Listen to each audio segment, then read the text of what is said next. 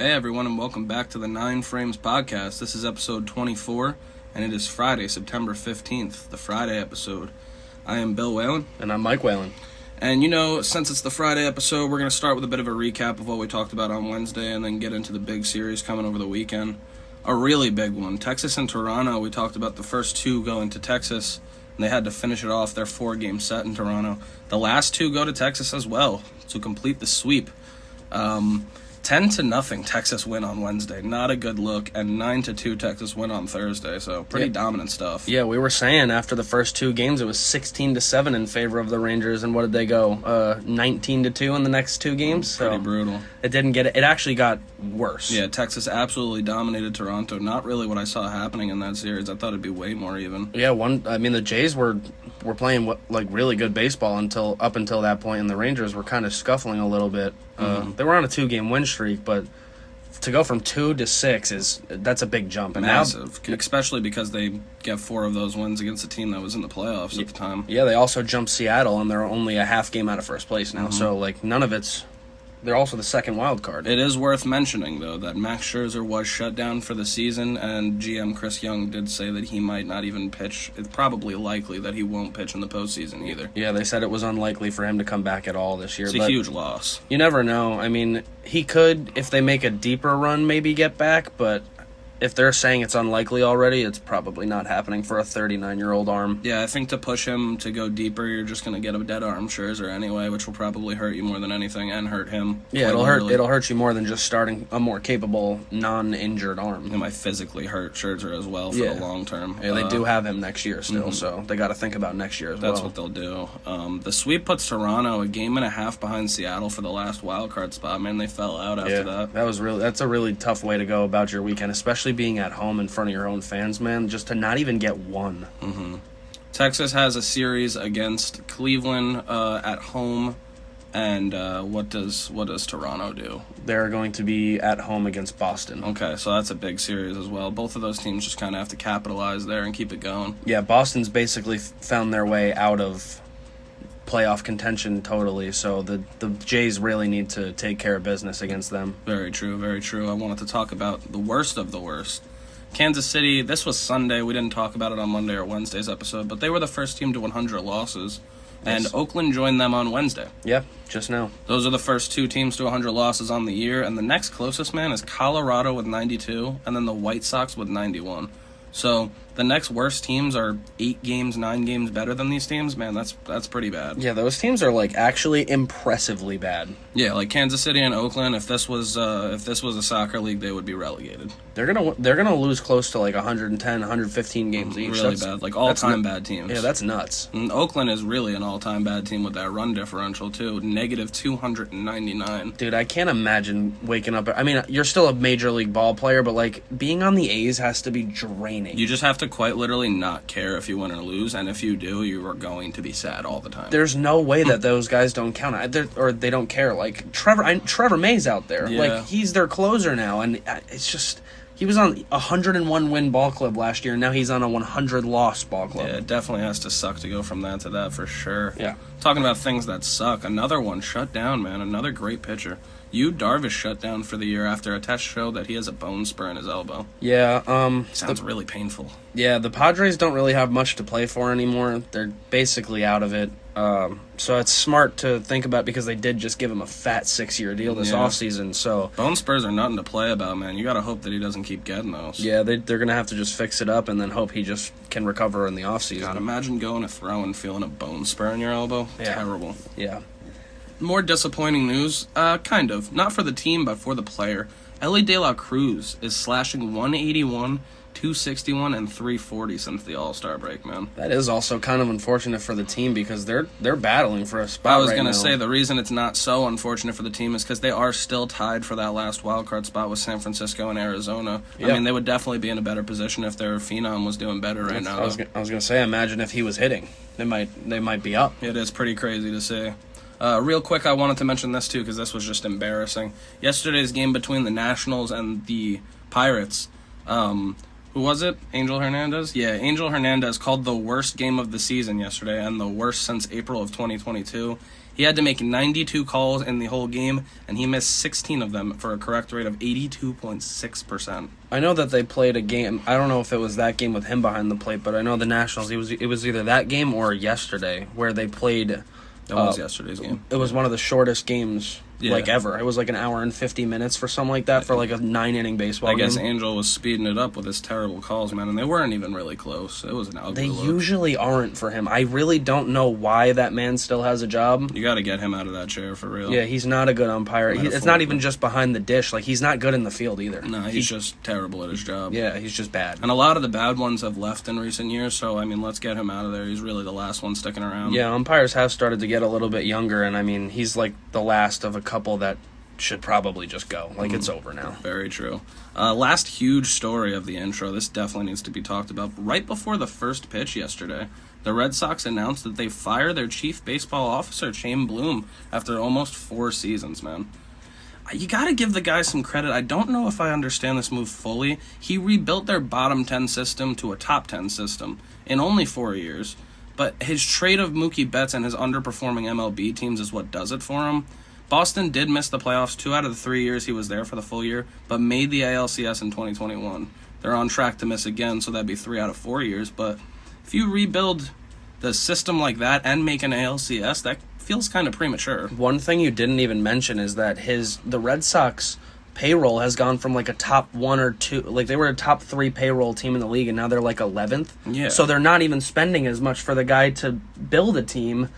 And he's building the farm system. Why would you get rid of him? It doesn't seem like he did too much poorly, and they just made the ALCS 2 seasons ago, man. That is so, like, it seems so intense when the Angels aren't making moves at all and their team isn't going anywhere. I'm just not really sure, like, what the replacement's going to be that's going to be as good as he's been. Especially now that Stearns is off the market. Names aren't really... Get Shane Bloom to the Mets to help out somewhere. Wherever he I don't wants know to what position that would be, but yeah. have him work under Stearns. I mean, it seems like the work he did in Boston wasn't terrible at all, and he makes an ALCS in his tenure. I think it's a premature move. I think it's an extreme move. Yeah, I think it's just honestly pretty unfortunate for both Red Sox fans and for Shane Bloom because he was doing a decent job. I was going to say it's pretty unfair because I think the Red Sox are in a pretty good spot because of him. They have a lot of assets, trade chips, and a good farm system, and he's not going to get to see the fruits of his labor there. No, he will, but it'll be from afar, which isn't cool, man. Yeah, so we'll get into the more meat and potatoes of the episode now. Big series, yeah. We're going to start with the only AL series that we're covering from this weekend. As we said on Wednesday's episode, huge series. The Rays are visiting the Baltimore Orioles for a 4-game set Thursday to Sunday. They came into this series just 2 games out, man. Can't be more perfect. Funny enough, it's the first and second place teams in this division, but it is still the 2 best teams in the American League. Very true. And I don't really think it's close. I would agree with you on that for sure. I mean, the next closest in terms of wins is Houston with 83, which is 8 wins less than them. And maybe Houston is the type of team that can compete with both of those rosters in a series, but for a regular season, they're definitely the better team. To be 8 games behind the second, from second to third, is a big gap, though. And think about it again. That's how far the Rockies are behind the Athletics. Yeah. That's pretty pathetic. It is pretty bad. But this series, the Rays are coming in after taking 2 out of 3 in their last series. Baltimore lost 2 out of 3 at home against St. Louis. So that's how they end up losing a game there. The Rays are playing first place Minnesota, and they take 2 out of 3. Baltimore playing last place St. Louis and losing 2 out of 3. A couple of good teams lost to some bad teams. I don't know if you saw the Astros dropped a series to Oakland, who we were just shitting on a little bit. I guess that was Oakland trying to fend off that 100th loss, honestly. It didn't work. No, it they worked still for 2 got days. it. Yeah, they still got it. Both teams entered this with 90 wins or more, 91 for Baltimore and 90 for Tampa Bay at the time. Really impressive stuff. But Tampa Bay, man, they quickly cut that 2-game Baltimore lead down to 1. It is a 1-game lead. They take that first game 4-3 in an absolute thriller. This was the Bradish versus Savali game we hyped up on Wednesday's episode. Bradish went 7 innings, 4 earned runs. His ERA goes up a little bit, but man, he was eating up innings. Yeah, anytime a guy will go 7, you'd like for him to give up a little bit less, but 7 innings is 7 innings. That's a lot. That's like a majority of the game, and your bullpen is just not doing as much work. And Savali goes 5 innings, pitched 3 earned runs, and gets a no decision in that game. The next reliever ends up getting the win for the Rays. The details for that game, we get an O'Hearn home run for Baltimore to go up 1-0 in the second. He's been good for them. Very good. But then Brandon Lowe gets a single and a great slide by Luke Raley at home head first. Did you see it? No, I didn't. It was really good. Head first, kind of a swim move type. Beautiful slide, and that ties the game 1-1. Randy triples in both of the people on base there and makes it 3-1 real quick. I still to this day cannot believe that the Cardinals traded him. No, the Cardinals made some bad trades, man. They really have, and they don't get enough flack for it. Since Randy came up to the Rays, he's just felt like a franchise piece. Mm-hmm. That's also the same team that got rid of Adolis Garcia, if I remember correctly. For cash. Mm-hmm. So Harrison Bader gone for not much. I mean, that's a disappointing. Lane Thomas. Mm-hmm, for real. These are studs. Sandy Alcantara. Mm-hmm. So St. Louis, we got our eyes on you. You know, not a lot of good moves lately. Yeah, more so bad moves. So it's a 3-1 game at that point, and we get a Gunnar Henderson homer, his 26th of the year. I mean, that kid could really be Rookie of the Year. He probably is the front runner. Is. I think it should be a toss-up between him and Cassis on the Red Sox. Yeah, I give it to Gunnar right now, slight edge. Yeah, mostly because how much better his team is, too. Like, he's doing more for them. Very true. That homer makes it 3-2 Rays, and Adam Frazier grounds out to tie it at 3, man. So really great game between really great teams right now. Late inning drama. The Rays, who do they get it from, man? They always do what they do. Luke Raley gets his 19th homer of the year for the Rays to go up 4-3 in the 7th. So, they just find players that are... Luke Raley's going to give them a 20-homer season. He's about to have a 20-burger. That's crazy, That's man. absolutely insane. And the pen holds, as the Rays' pen does. Fairbanks, man, it's getting a little redundant. We bring it up every time. He Ks the side, and he gets his 24th save. I swear, every episode we mention the guy's name 2 to 3 times. Teams should really just stop trading with the Rays in general. In general. Right? You could trade them like people you don't even know, and they're going to be an all-star in a couple seasons. Do you know how they got Pete Fairbanks? I'm not familiar, no. They made a trade with the Rangers, 1-for-1, for Nick Solak. Wow. Where is Nick Solak?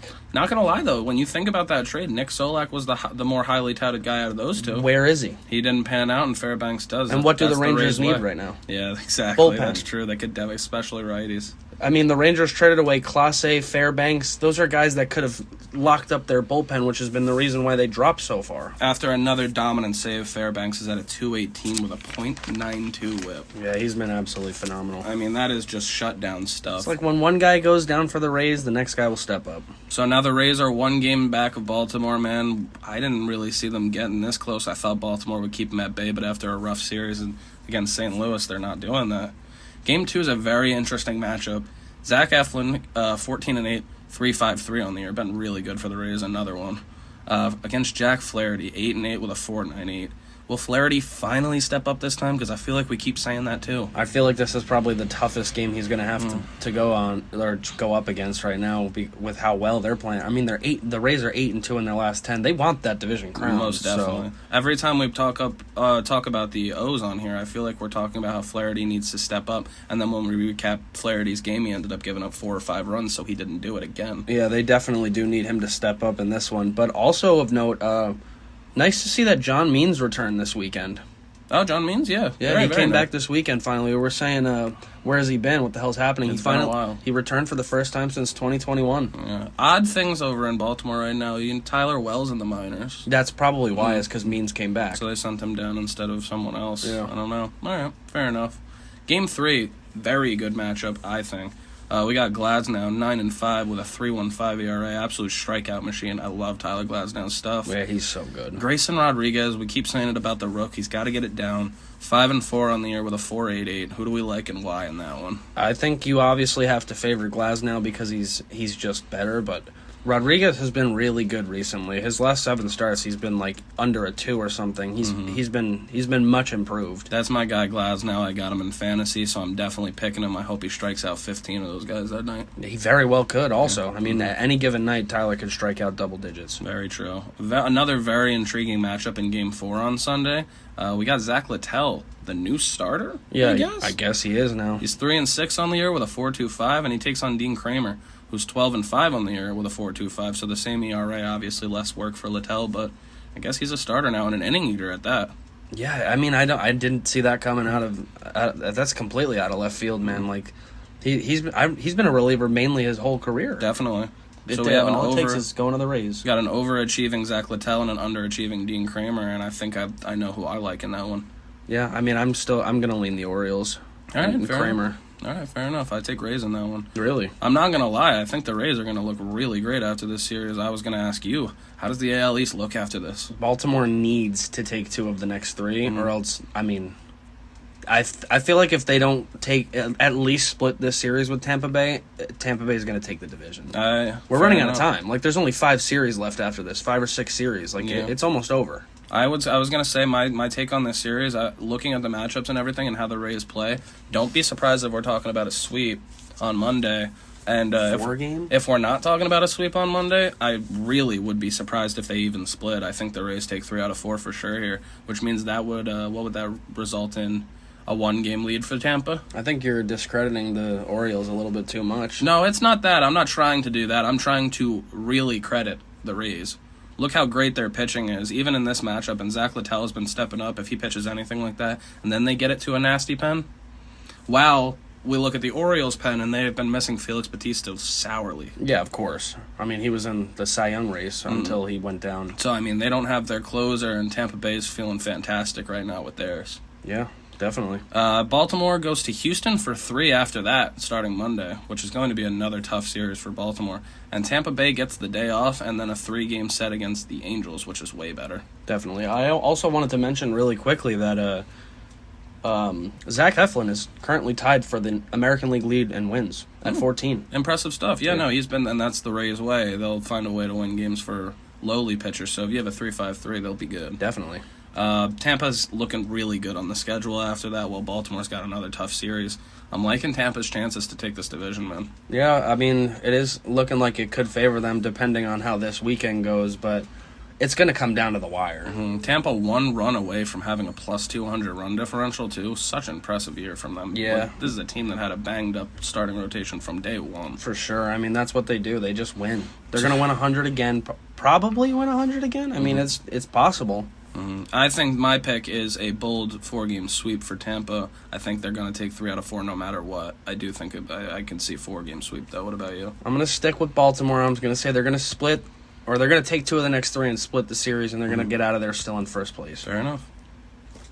Like Bill mentioned, that was the only American League series we'll be touching on. So we're going to jump over to the National League in a matchup that we just recently saw last weekend. Thursday through Sunday was a 4-game between the D-backs and Cubs. They're going to be running it back for the second weekend in a row. We were just talking about this is odd, man, because what do they play? They play 7 games against each other all year, and they did it in 2 weekends in September? Yeah, they stacked it at the end of the year. Oh, that's a weird way to schedule, but I guess it'll help the travel. It's almost like they knew that they were going to be playing each other for playoff spots. Yeah, pretty wild. I don't know how. I don't know either, because I don't know if we thought the Snakes would be here right now. I don't even know if the Cubs would be here. True. That's very true. In the beginning of the year. Last weekend, Arizona took 3 out of 4 from the Cubs, but then, weirdly, go to Citi Field to play the Mets, who have really not looked good this year, and they lose 3 of 4. They won the first one and just lose the next 3. So they're currently on a 3-game losing streak, and now they have to welcome in a team that's above them. Yeah, the Cubs did drop their last 2 games as well, so it's not like either of these teams are setting the world on fire right now. They got to bounce back, both of them. Yeah, the D-backs now sit in a 3-way tie, as we mentioned previously, with San Francisco and Cincinnati for that final wild card spot, and Miami just sits a half game behind them. So it's a 4-team race still for, what, 5 spot, or it's a 5-team race for 3 spots? Yeah, it really feels like spots? It feels like those teams that are tied in Miami, man. They're not fighting for it. Every single team we just mentioned, Chicago, San Francisco, Arizona, Cincinnati, and Miami, are all 5-5 in their last 10. Yeah, they've plateaued, and somebody needs to start winning at a higher rate if they want to pull away. The entire race is playing 500 ball, and that's not going to do it, folks. Right. The Cubs have a 2.5-game lead on those teams that are all bunched up for that second wild card spot, so they're not sitting too comfortable, but they have a little bit of cushion to play with. And they are now 4.5 out of the Central. The Brewers are walking away with it a little bit. Wouldn't say run, walking. I've been saying that since this pod is made. That's the Brewers division to lose. There are some good pitching matchups in this series, Very man. Good. Well, not really both ways. The Cubs will be sending out good pitchers. As always. The D-backs, however, their starters for this series, if you look at the ERAs, man, they're not really great, and they need them to step up. Mm-hmm. Game 1 of this series today will be probably, I don't know, one of the 2 NL Cy Young favorites, and Justin Steele, who is 16-3 with a 2.49, which leads all of baseball now. Absolute stud. He'll be taking on Brandon Pfaadt, who they are going to start this time instead of bringing out of the bullpen. Makes sense to me. He is still 1-8 with a 6.25. Yeah, that number just really isn't going down too much as he makes more starts. His record seems to have stuck at like 1-8, 1-7. Can't get a win in his games. Definitely not from him because he'd have to go 5.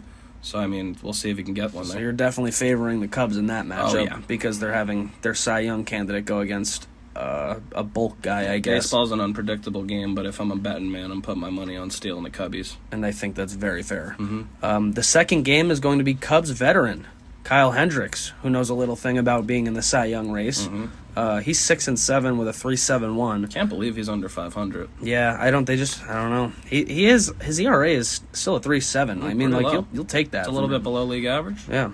He'll be taking on Zach Davies, who's 2-5, and like I said, the ERAs for these starters, he's got a 6.81, even higher than Pfaadt. That number, every time, it's another one on this pod. Every time we bring up Davies, we say, yeah, no, man, he's really good, and he's probably going to get that ERA down and get it under control, and he just isn't. I just don't really think he's good anymore. Maybe that's it. I don't think he's a good baseball, like major league baseball player anymore. Fair enough, it gets to that level sometimes. The third, and maybe you could put him in the pen. Who knows? I mean, there's different ways to extend careers now in Major League Baseball, but he doesn't appear as a starter anymore. No, he could be a bulk guy, maybe an opener sometimes. Yeah, true.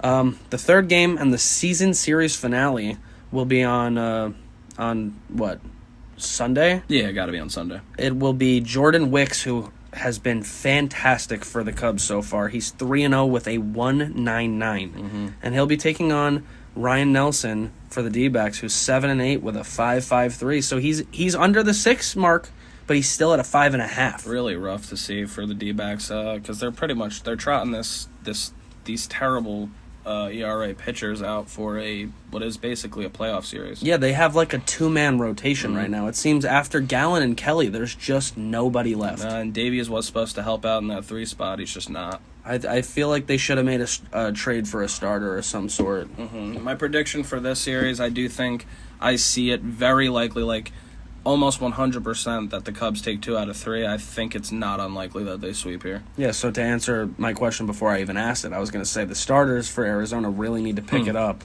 if they want to make a run at this thing, because they're right there, man, even with the starters being poor. You think they'll be successful against the Cubs? You kind of just answered it. No, I don't think this series is going to go Arizona's way. I think maybe they might sneak out the Hendricks-Davies game, and I don't think it'll be because of the pitching.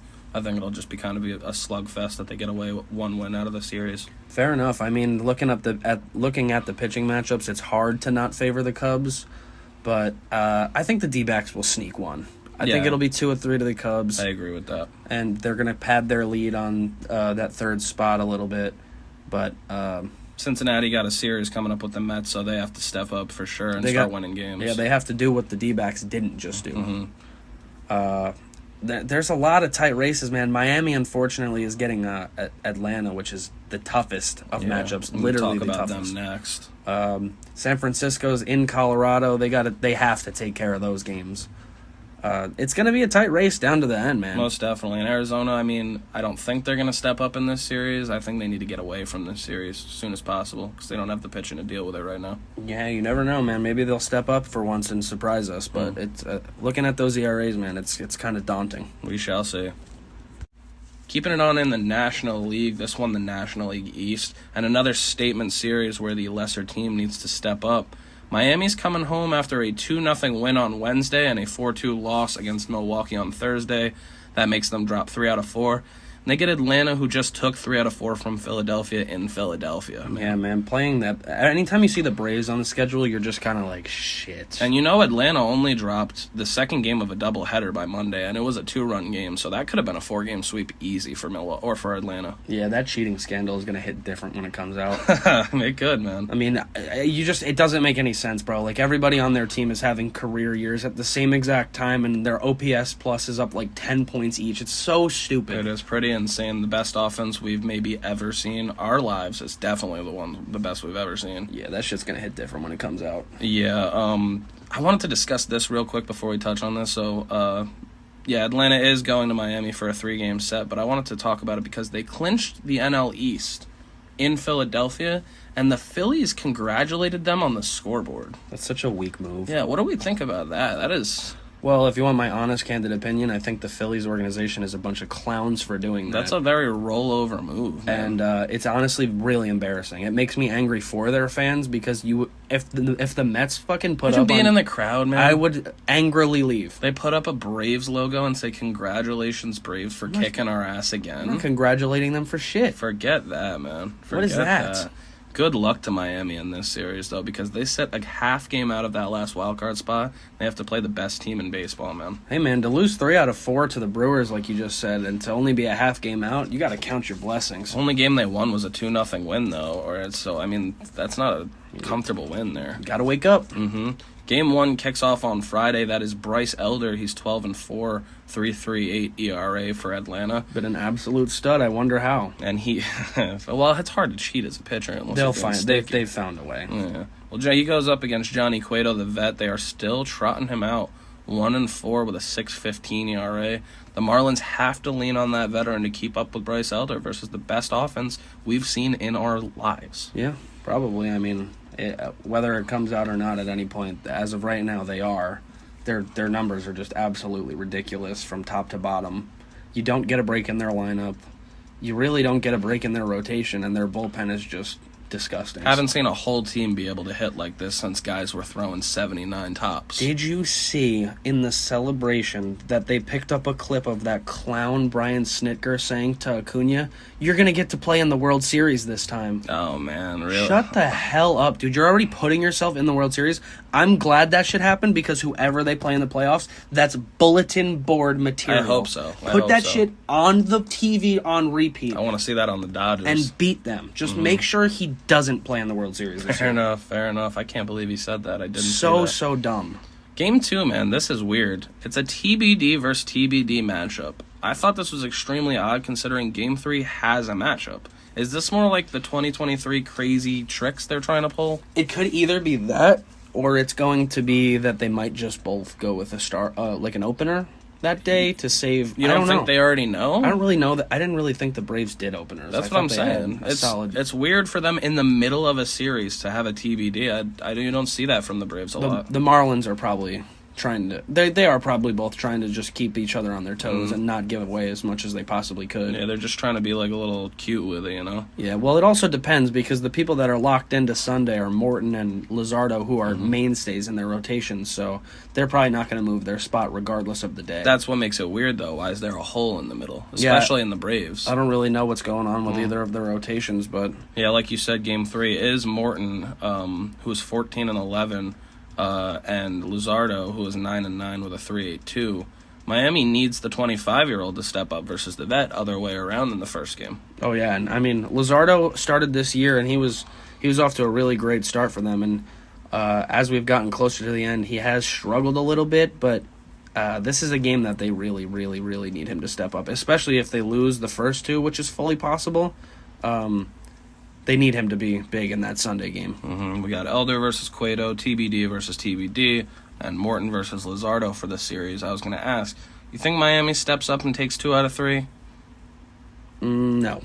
I don't really think they do either. No. I think it would be great if they could, but I don't think it's likely at all. I will go on record right now that I will, for the rest of this year, I will not say any team is going to beat the Braves in the series. Fair enough. They're not going to. Yeah. If they do, it's a surprise. They're not going to. So I think I agree with you on that. Maybe they'll take a game in this series because it's going to be tough altogether. They have tough matchups all throughout. Yeah, the Marlins play teams really tough. I'm not going to discredit them. It's more so the Braves are just, it's not really competition. The Bats have been having a rough go of it. Didn't score a lot of runs in that Milwaukee series, though. Yeah, and that's not what you want to do against the Braves because they're going to score runs. So me and you both think they're not going to really step up in the series the way they need to, but how about their playoff chances overall? I've been saying it, man. I think the Fish are going to be one of the teams that fizzle out. I don't think they're going to make it this year, but this is going to be really good for them moving forward to have been playing meaningful games down the stretch in September. Most definitely. When they absolutely did not think they would be. Nobody did. They're a very young team, and the experience helps tons. If you had the Marlins at a half game out of the wild card with 15 games left, I don't think I would believe you. No, that'd be impressive. I don't really feel too great about their playoff chances either, just because I kind of think San Francisco and the Snakes play a more consistent brand of ball. Yeah. Cincinnati, I could see kind of on the same plane as Miami, young teams that just need to kind of get their experience, get their feet wet, and I think we'll be talking about them a ton next year. I was kind of weird to see San Francisco go through that little weird, like a down spell, because they're a more veteran-based team, so I think they are going to be one of I don't know that last spot, because I do think the Cubs are going to make it. I've been saying for weeks I do think that the current class that we have is what we're going to have at the end right now. Philadelphia, Chicago, and San Francisco. I kind of want Arizona to make it, though. I would love Arizona to make it. I just think San Fran will finish the job. I think they're going to be much more boring to watch in the playoffs than Arizona. It seems like this is always the biggest topic of discussion for us on this podcast, is that we just keep talking about the NL Central or the NL wild card race. Depending on the day, it's always just a half game or a game the other way. Pretty wild.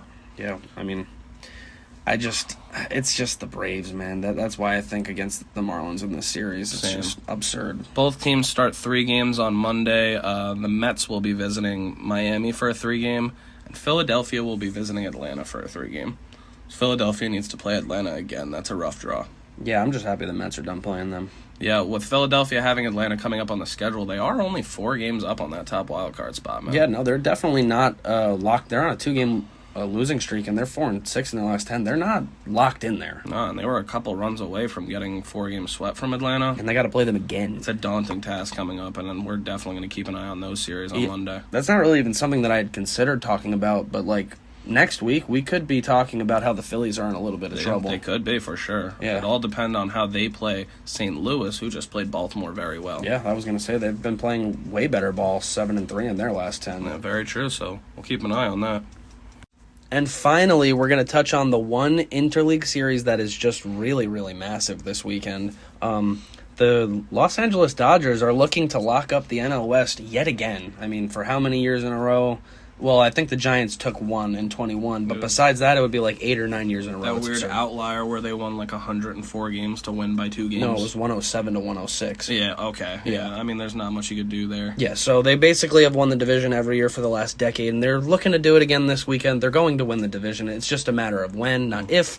They could do it this weekend, and they very well might, but they are going to have a tough task in the Mariners, who are also fighting for not only a wild card spot, but they're very much alive in that AL West. Yeah, hosting the Mariners, that's some West-on-West crime, AL and NL interleague. Yeah, the Mariners, like we said before, are just a game and a half behind Houston now for that NL or AL West crown, and then now after this weekend with the Rangers just beating up on the Blue Jays, the Mariners have a game and a half lead on Toronto for that final spot. Huge to have that game and a half lead. Seattle's just kind of staying decent. They're playing decent ball. They kind of had a tough week, but a nice little end to it. We're going to get a really nice young matchup in Game 1 as Bobby Miller, who's 9-3 with a 3.98, will be taking on George Kirby, who's 10-9 with a 3.48. Yeah, that's my kind of game. I love a pitcher's matchup, especially when it's young pitchers like that. These guys are going to come out fired up. Absolutely. Just a couple of studs getting ready to go at it. Game 2 will see the greatest of all time, in my opinion, Clayton Kershaw, who's 12-4 with a 2.61, still in the 2.6s, man. Can't believe that, man. His career average is at a 2.48. It's probably dropping every day. He's 12 wins again. It's filthy. He missed a month.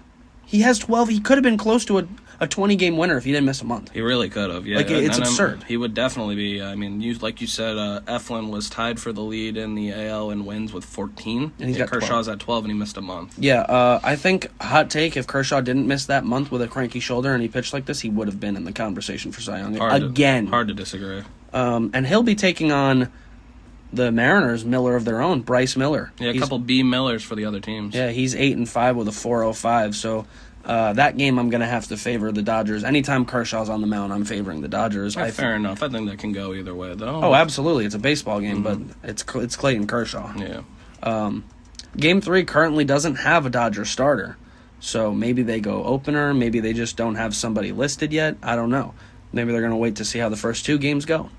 But the Mariners will be sending another young stud ace caliber pitcher, Logan Gilbert, who's 13-5 with a 3.62. Yeah, if that ends up being a starter, they're going to need to get some length from Gilbert, and they can try to settle into a lead.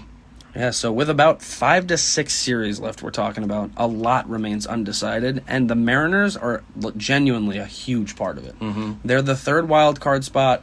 They're 3rd in their division, but they can very much still win it.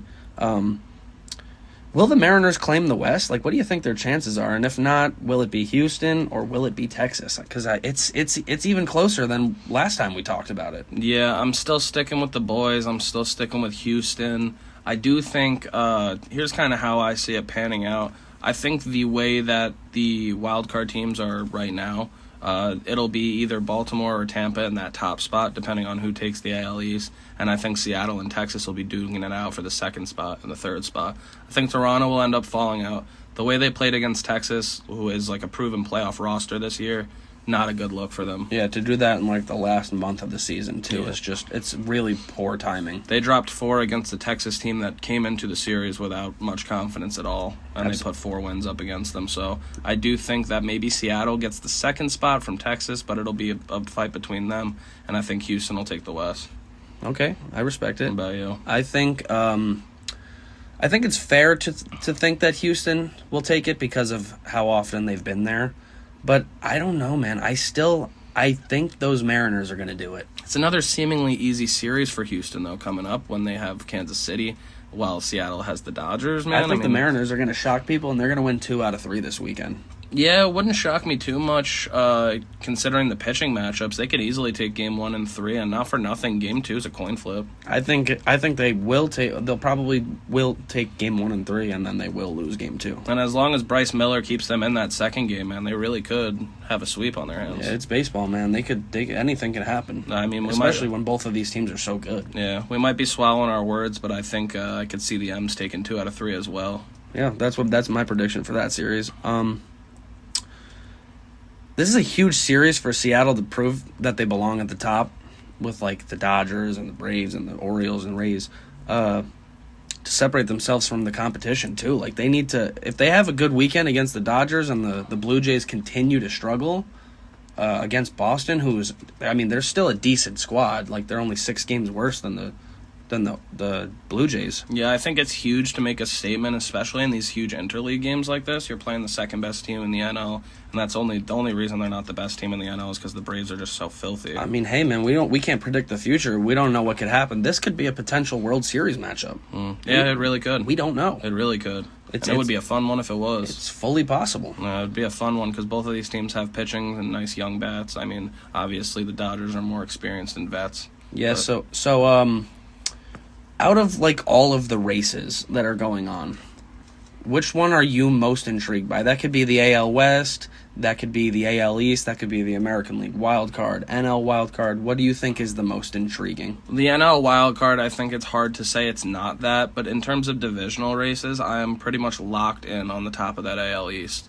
I love the fact that those 2 teams are just duking it out as heavyweights at the top right now. Yeah, and especially because they're lining up against each other. It's it's going to be a fun weekend. Couldn't get more perfect. It's going to be a fun little like last 5-6 series of the season while those teams just try to tug of war. Yeah, and then when we finally do see who shaked out and they made it, then we get to the real fun and the postseason starts. The playoffs is going to be a doozy this year. Yeah, every game matters at that point. Yeah, I'm locked in on the AL East, and if we're talking about all races, man, that NL wild card is so intriguing. You could literally just close your eyes and you open them, and it looks completely different the next day. I'm with you on the NL wild card being the most intriguing because there's so many teams that are vying for literally 1 or 2 positions. It's insane. The divisional race, I think I'm a little bit more intrigued in the AL West, though, because of only the fact that there's 3 teams instead of 2 playing for it. Yeah, the AL West is a very fun one, and I probably would be more intrigued by them than the AL East if it wasn't just for the amount of talent on the AL East teams. Yeah, I mean, they are the 2 best. They're both 91-win teams. They both have 91 wins, and they're a game separated. That is an electric factory. Yeah, I mean, this is just a fun conversation to have. Most definitely. It's important for all of the games and all of the series series and all of the races. I mean, that, like you said. The best part about being a pretty neutral, unbiased baseball fan is that you get to just watch all of them, lock in. Yeah, just enjoy the show. Mm-hmm. Thank you to everybody who watched and listened to this episode. This was episode 24 of the 9 Frames podcast, and it is Friday, September 15th, 2023. That was your Friday episode, folks. I've been Bill Whalen. And I've been Mike Whalen. Make sure to catch us on YouTube at 9 Frames Podcast. We're on Spotify at 9 Frames. X, you can catch us on there at 9 Frames Pod, and we're on PlayerGM.com. We hope you guys enjoy this phenomenal weekend of baseball. Oh, yeah, we're in store for another great weekend, and, great final 2.5, 3 weeks of baseball here. Yeah, it's going to be a very intriguing little end to the season, and we're definitely going to talk to you guys on Monday about what happened in these huge series on the weekend. Yeah, we'll keep you updated. Just be sure to like and subscribe and show support as you continue to enjoy the content. Enjoy, folks.